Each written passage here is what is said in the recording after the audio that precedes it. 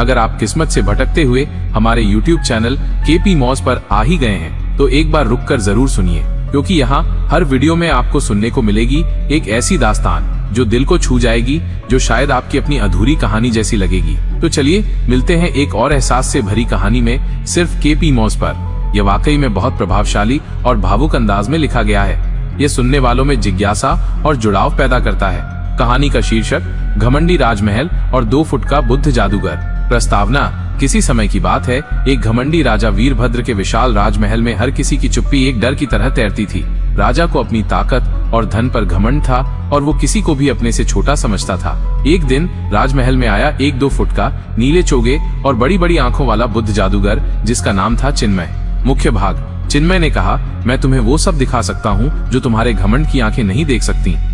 राजा हंस पड़ा, तू जैसे नट के करतब से मैं क्यों डरूं?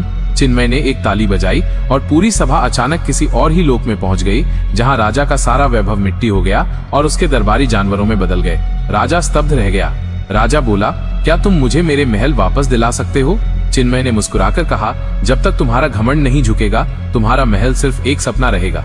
अंततः राजा ने पहली बार किसी से माफी मांगी और वो माफी सच्ची थी। उसी क्षण सब कुछ वैसा का वैसा हो गया, मगर राजा अब पहले जैसा नहीं रहा। वह विनम्र, बुद्धिमान और न्यायप्रिय हो गया और वो 2 फुट का बुद्ध जादूगर बिना कोई इनाम लिए हवा में घुल गया। लोग कहते हैं वो आज भी वहां आता है जहां किसी को अपने घमंड का आईना दिखाना होता। इस कहानी की मुख्य सीख ये है कि घमंड हमेशा विनाशकारी होता है, जबकि विनम्रता और सच्ची पश्चाताप में बदलाव लाने और बेहतर बनने की शक्ति होती है।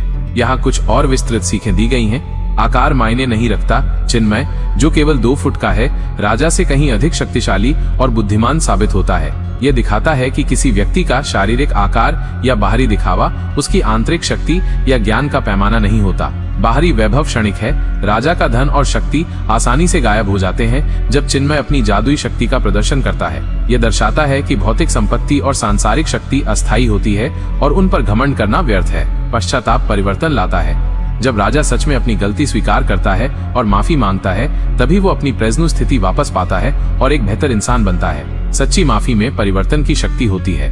ज्ञान और बुद्धि घमंड से श्रेष्ठ है। चिन्मय का शांत और बुद्धिमान व्यवहार राजा के अहंकार और मूर्खता के विपरीत है। कहानी ये सिखाती है कि ज्ञान और समझदारी किसी भी भौतिक शक्ति से अधिक महत्वपूर्ण है। घमंड अंधा कर देता है।